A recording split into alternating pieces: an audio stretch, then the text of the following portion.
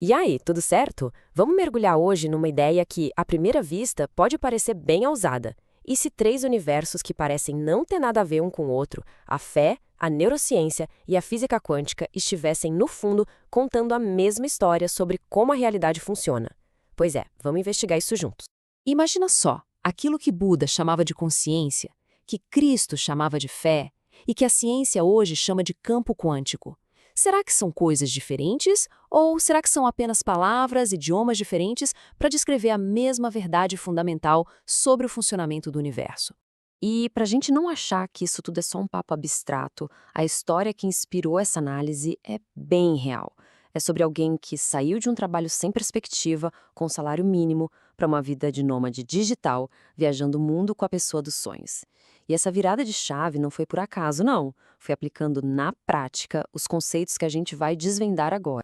Tá, mas para entender como uma mudança dessas é possível, a gente precisa começar pela base científica de tudo. E essa base está lá, no nível das partículas subatômicas. A primeira peça do nosso quebra-cabeça vem da física quântica. Bom, aqui vai uma verdade científica que pode balançar um pouco a nossa percepção das coisas. Tudo é energia. Se a gente pudesse dar um zoom máximo em qualquer objeto, uma cadeira, uma fruta, o nosso próprio corpo, a gente chegaria num átomo. E a estrutura desse átomo é 99,999% de energia, ou espaço vazio. Só uma parte minúscula, 0,001%, é matéria física de fato. Ou seja, o mundo que a gente percebe como sólido é, na essência, pura energia. Agora, a coisa fica ainda mais interessante. Existe um conceito que até o Albert Einstein achava tão estranho que ele chamou de fantasmagórico. É o famoso efeito do observador. Confirmado por vários experimentos como o da dupla fenda, ele mostra que o simples ato de medir ou observar uma partícula de energia transforma essa energia em matéria. Pensa assim, ó. Quando ninguém está olhando, no sentido de medir, as partículas se comportam como uma onda. Elas existem num estado de puro potencial. São todas as possibilidades acontecendo ao mesmo tempo, como se fosse uma nuvem de energia. Mas, no exato instante em que um observador entra em cena, seja um cientista ou um aparelho de medição, aquela onda de possibilidades entra em colapso e, pá, ela se torna uma partícula localizada, matéria real, palpável. É como se a energia soubesse que está sendo observada e, por isso, mudasse seu comportamento. E aqui, a gente faz a ponte que conecta tudo. É um salto, claro, mas uma metáfora muito poderosa. Se a observação tem esse poder de transformar energia em matéria lá no mundo quântico, que paralelos a gente pode traçar com a nossa realidade? Será que a maneira como a gente observa a nossa vida, com as nossas expectativas, nosso foco, nossas crenças, também tem um efeito sobre a nossa realidade material? Bom, vamos sair um pouco do mundo subatômico e entrar no universo que existe dentro de nós, o cérebro. A neurociência tem descobertas incríveis que mostram como, de fato, a gente constrói a nossa realidade de dentro para fora. Olha só este estudo de 2013 no Canadá. Pegaram pianistas e dividiram em dois grupos. Um grupo praticou fisicamente no piano e o outro só se visualizou praticando. O resultado é de cair o queixo. O grupo que só praticou na mente melhorou quase 70% em comparação com o grupo que realmente tocou. Sabe por quê? Porque para o cérebro eles estavam construindo os mesmos circuitos neurais. E essa é a grande sacada. Para o nosso cérebro não existe um detector de realidade. Uma experiência externa, real, e uma experiência interna, imaginada com muita emoção, são processadas de forma muito parecida. É por isso que lembrar de algo ruim pode trazer toda a emoção de volta, ou pensar em alguém querido pode dar aquela sensação boa. O cérebro gera respostas físicas e emocionais a partir de pensamentos.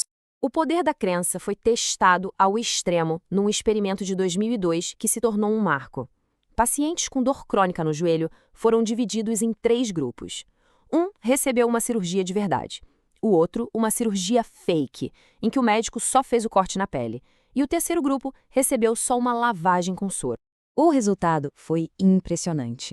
2 anos depois, os pacientes que receberam a cirurgia de mentira relataram o mesmo nível de melhora da dor e da mobilidade que o grupo que passou pelo procedimento completo. A crença de que tinham sido curados foi tão poderosa quanto o bisturi. E o mais curioso disso tudo é que o que a ciência moderna está descobrindo agora, na verdade não é novidade nenhuma, é uma verdade muito antiga, que ecoou ao longo da história, dita por grandes líderes e figuras transformadoras. É só a gente pensar um pouco. Martin Luther King Jr. Ele viveu numa realidade mental de igualdade muito antes dela se tornar real. Thomas Edison insistiu em mais de 1000 tentativas para criar a lâmpada porque ele mantinha a visão na mente dele, mesmo quando o mundo só via escuridão.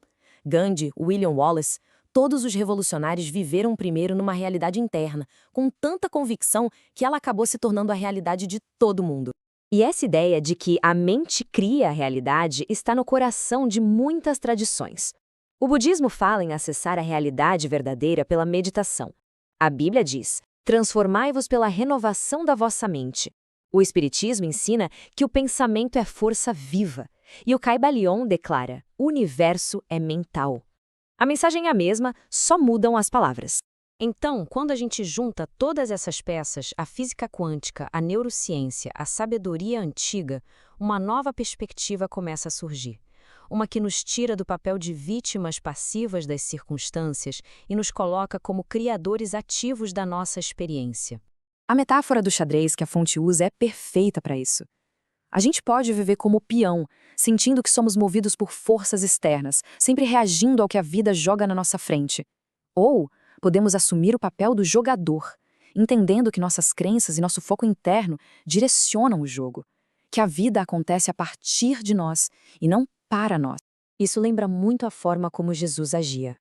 Ele nunca tomava o crédito para si. Ele sempre atribuía a cura à fé da própria pessoa. Era como se ele fosse uma ponte, ajudando as pessoas a acessarem o próprio poder criador que já existia dentro delas. A força sempre esteve ali, dentro. Ok, a teoria é fantástica, mas e aí? Como aplicar isso no dia a dia? Vamos sair do o quê e do porquê para o como. Aqui temos um guia prático de 6 passos. Primeiro, definir não só o que se quer ter, mas quem se quer ser. Qual é o sentimento por trás do desejo? Segundo, meditar e visualizar essa realidade todos os dias, sentindo a emoção como se já fosse real. Terceiro, vigiar os pensamentos e as palavras, porque eles são as ferramentas da criação. Quarto, paciência, né? Reprogramar anos de condicionamento leva tempo. Quinto, estudar a mentalidade de quem já chegou onde se quer chegar. E sexto, e muito importante, tomar ações inspiradas, se mover no mundo a partir desse novo estado de ser. E a grande conclusão de tudo isso é a seguinte: criar a própria realidade não é algo que a gente escolhe começar a fazer. Já está acontecendo, a cada segundo, a cada dia, com cada pensamento, com cada crença. A única escolha que existe é se a gente vai continuar criando no piloto automático de forma inconsciente ou se vamos fazer isso de forma consciente e com intenção. Tudo que a gente viu hoje, da física quântica às escrituras antigas, aponta para a mesma direção. O poder de moldar a realidade material está na nossa própria consciência. Então a pergunta final não é se somos criadores, mas sim, agora que essa ficha caiu, o que vamos escolher criar.